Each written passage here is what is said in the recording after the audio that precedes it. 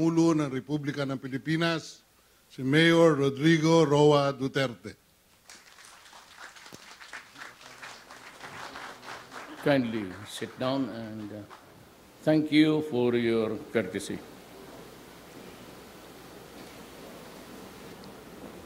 I would like to add some ad-lib before I read the official statement of the event coming from the Office of the President.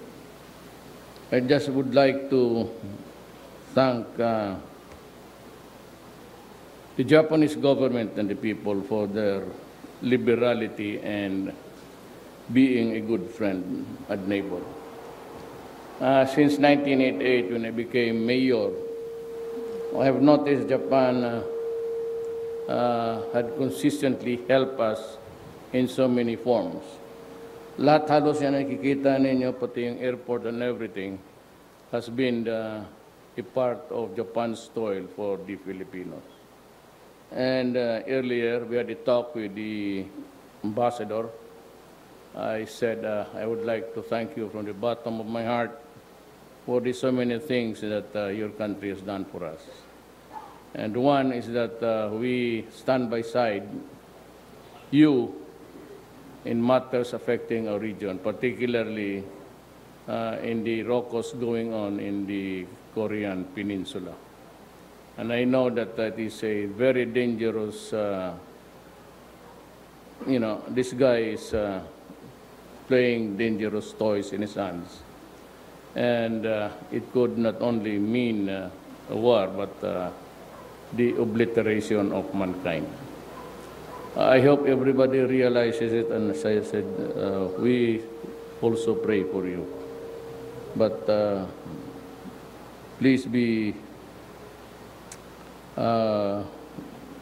put on notice that we are ready to help you anytime. The second is the excellent help we're getting, mostly in the investment field. And of course, Japan remains to be the biggest contributor of aid and assistance among all countries helping us. And the investments also is on the rise.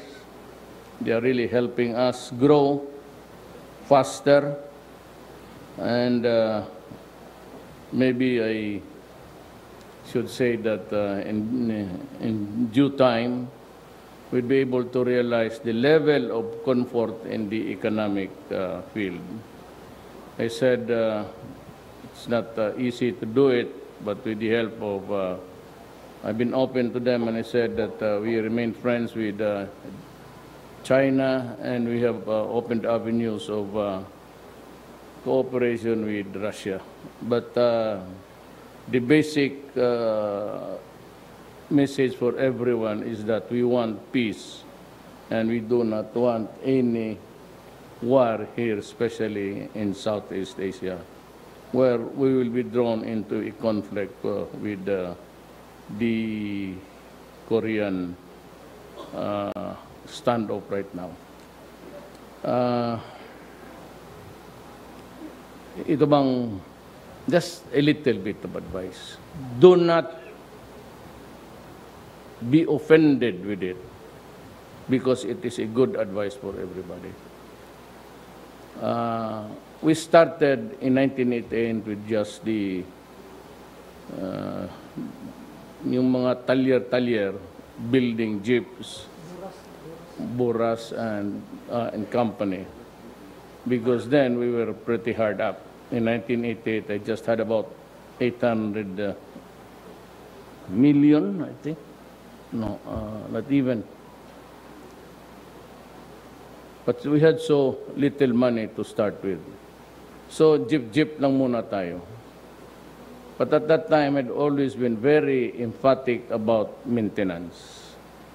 Kasi the life or the shelf life or the serviceability of a motor vehicle would greatly depend on maintenance.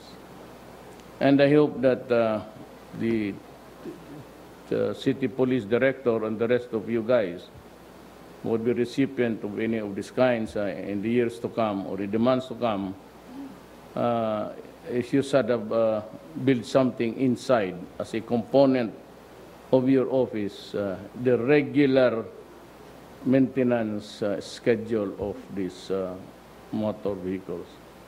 They are not cheap. They are hard to come by in a lifetime of a city. And the one that's given to you is almost a luxury car to us. Montero, for the average Filipino, is a luxury car. And yet it is given by way of donation for the use of the police. I expect with that kind of quality, I should say that it should last for more than, with proper maintenance, mga 50 years, siguro? No, actually. It should not be used, that's my policy when I was mayor. It should not be used for personal errands for any officer. It should be where the regulation directs them to be where they are. And I think the city has still adopted the policy of hiring civilian drivers so that they should be able to maintain the quality at least for a longer period of time, those motor vehicles. Para ang police wala nang sakit ng ulo, sakay na lang, use it, utilize it for peace and order purposes. Ang akin yan is, yung hindi marunong mag-drive, huwag ninyong praktisan. Marami tayong luma, ibigay ko yung iba sa inyo, o bilihan ko kayo ng pang-practice, doon ninyo ihulog sa... Mili ka ng malalim na ridge dyan sa Diversion Road. Alam mo, hindi ako nagyayabang because this is not something really to... May isang gagong pulis. Lasing, I think he's in prison right now, but he was accused of a crime.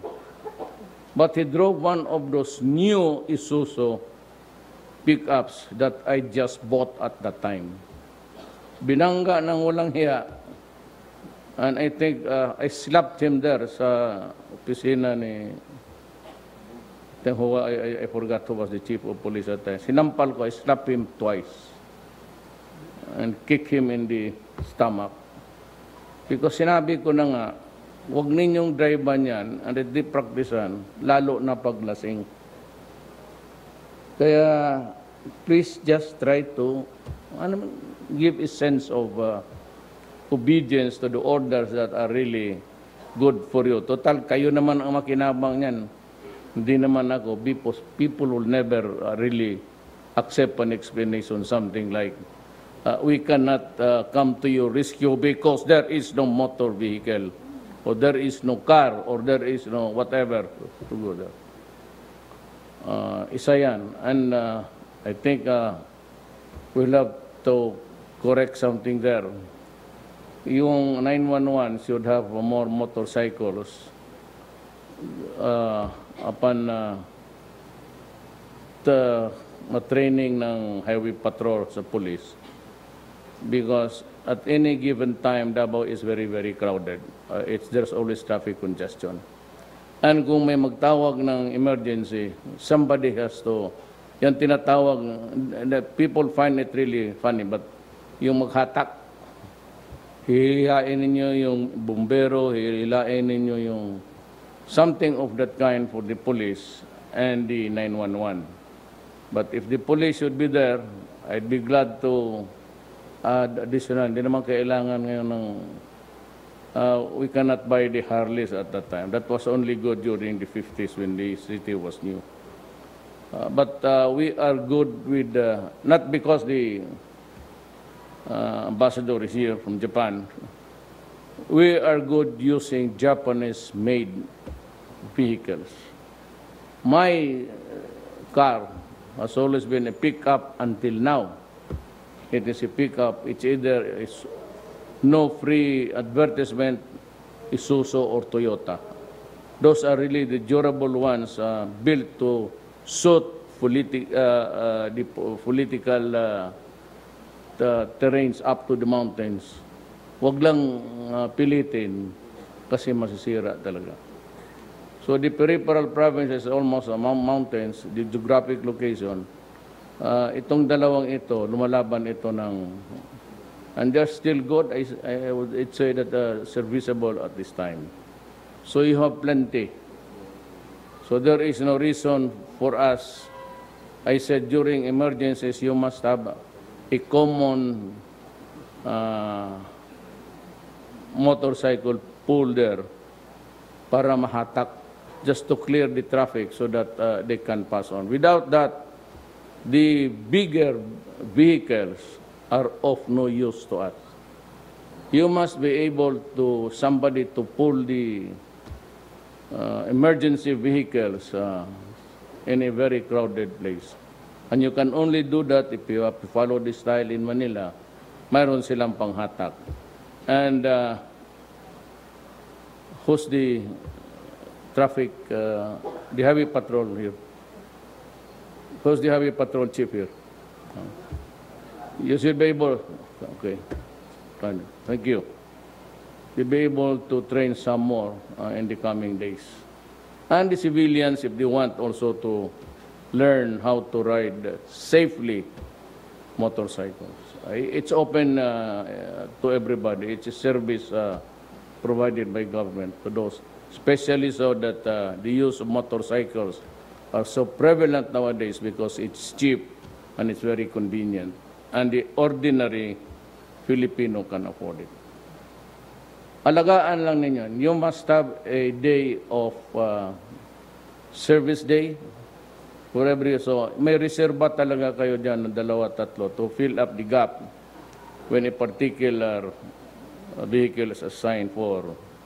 Do not forget that because that could go a long way to serve the people of Davao City, people of the Philippines, and of course it would make Japan very happy of what we are doing, of the things that they are giving us. So, congratulations to all of you. Your 2 packets are full already. Almost double, especially the generals. You must be receiving more than 200,000. Totoo, ang sweldo ko is flat 200. Really. And there are some generals, armed forces, the military, and some police.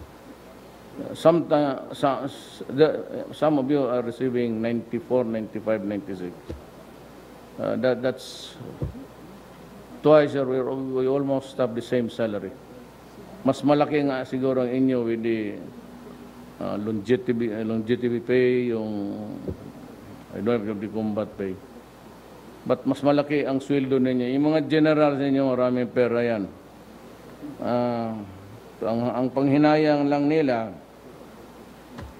it comes to them and they are no longer serviceable for all. No more. So when you are wrong, when you are active, you don't have the money. Pero ito, isa rin, hindi ako nagpapatawa. Ha? Alam ninyo yan. In my lifetime, I've been very close to the police. You know, my father was once a governor of this one Davao. Alam, hindi ako nagpapatawa, pero naawa lang ako. Kasi,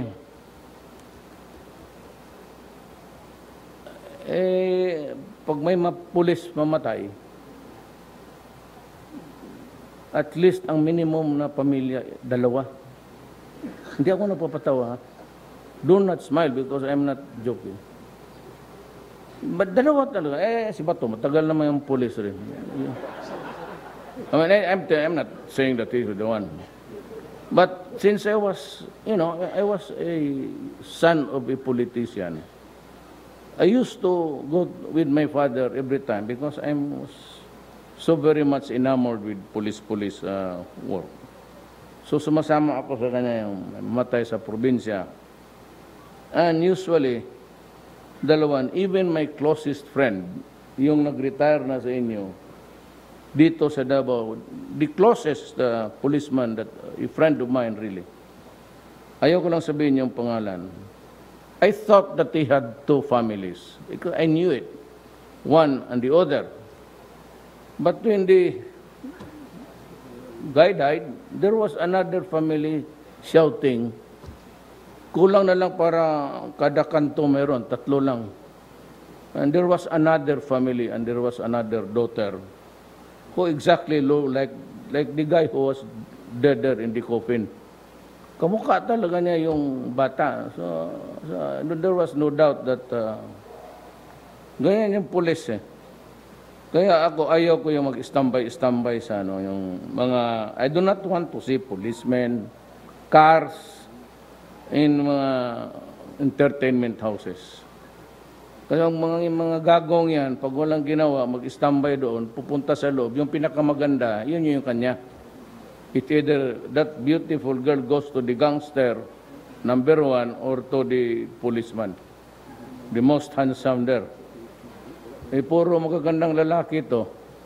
Just remind them from time to time that that is the reality of life. And it is not good to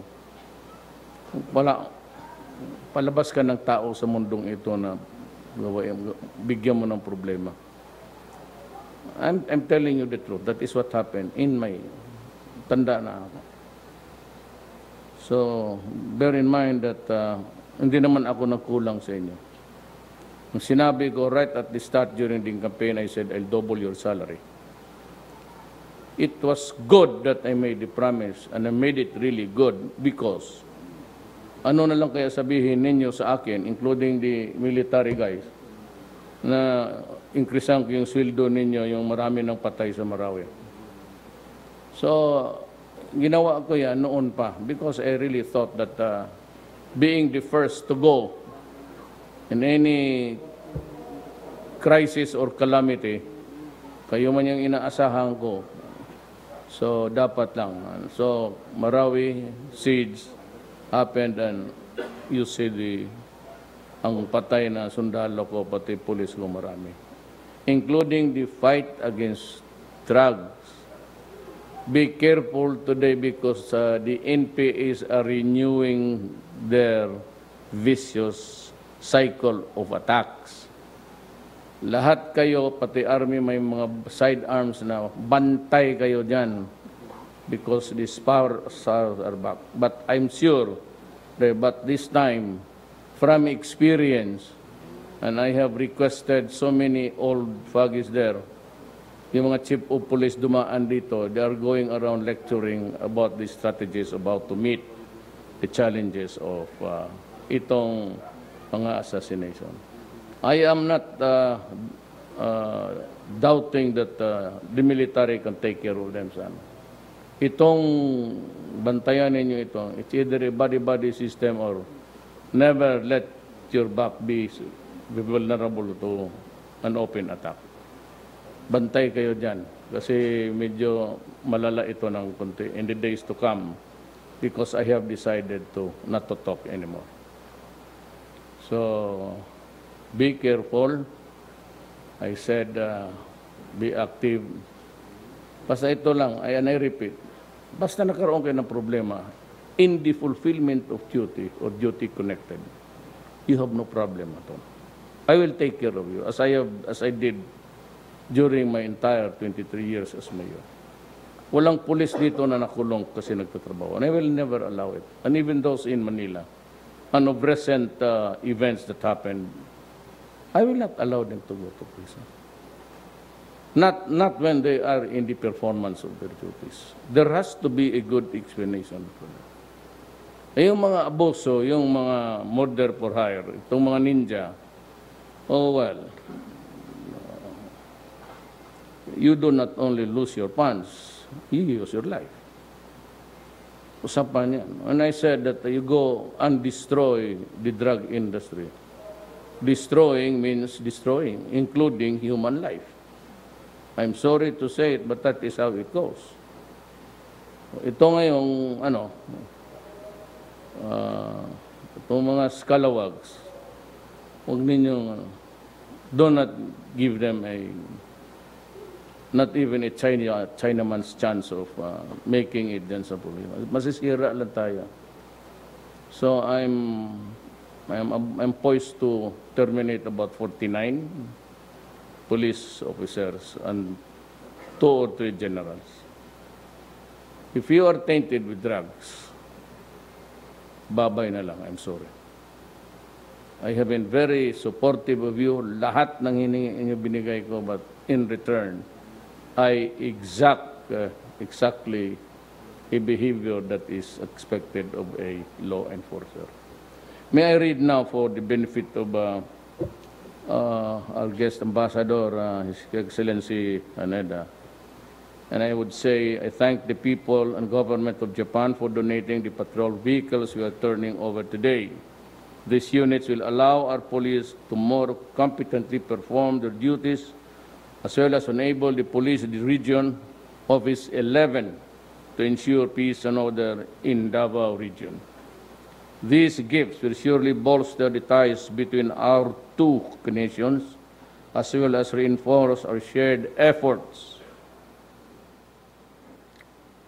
in the fight against transnational crimes, terrorism, and the proliferation of illegal drugs. Again, we are truly grateful to the people and government of Japan for their unwavering support for this administration and the Filipino people. The new Regional Crime Laboratory, Office 11 Building, and our newly acquired state-of-the-art crime lab equipment will ensure faster delivery to forensic services, not only within the Davao region, but also the entire Mindanao. Well, of course, it came from the funds coming from the office of Cayetano. Hindi naman siya siguro, he will not be sad. He won here in Davao City overwhelmingly.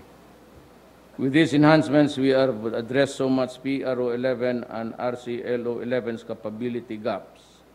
I am confident that our PNP personnel in Davao region will now be able to perform their duties more effectively. Let this ceremony strengthen PRO's 11's determination and resolve to uphold the rule of law and defend our citizenry from criminal elements and enemies of the state. May this personnel remain steadfast in protecting the Filipino people, especially as we intensify the war against the enemies of the state. Together with the rest of the PNP and other key stakeholders in government, let us usher in lasting and meaningful changes in society and give our people a safe and orderly and prosperous Philippines. Before I end, let me just say, lahat, I have dismissed Likwanan today, yung sa Chad, and yung sa Marina, he has tendered his resignation, and many will follow. Do not look at me as a saint. Pare-pareho lang tayong lahat. At sabi ko, not so much about vices and everything, faults and maybe personal deficiencies. But money has not really been an issue to me. Yung sinasabi nilang yung mga ano nila, I really do not know where they got it. Basta sabi ko nga sa akin, yan lang ang pera ko. Pati yung sweldo ko sa land bank, because doon manuhulog yung sweldo natin lahat. And I have never been really getting that money because I was living with my mother. My mother was not rich, but she could afford to buy the food for us while I was there as mayor. Sa kanya ako nakatira. Umalis lang ako nung mayor na ako kasi sabi niya, umalis ka na kasi naguguluhan siya sa bahay. So, itong graft and corruption will remain. Ito na lang sabihin ko para sa lahat sa atin. Huwag sa panahon ko. Just give the Filipino a respect. So for about 4 years. Not during my watch, please. Wag sa panahon ko. Hintay lang sila kung, I'm not attributing it to you. I am addressing myself to the nation. Not during my watch. Wag sa panahon ko. Kung magkahiyaan tayo. Maraming salamat po. Thank you, Mr. President. And thank you for being with us today. That ends the turnover of 26 units Mitsubishi patrol vehicles and inauguration of the new Regional Crime Laboratory Office 11 building. Thank you for joining us.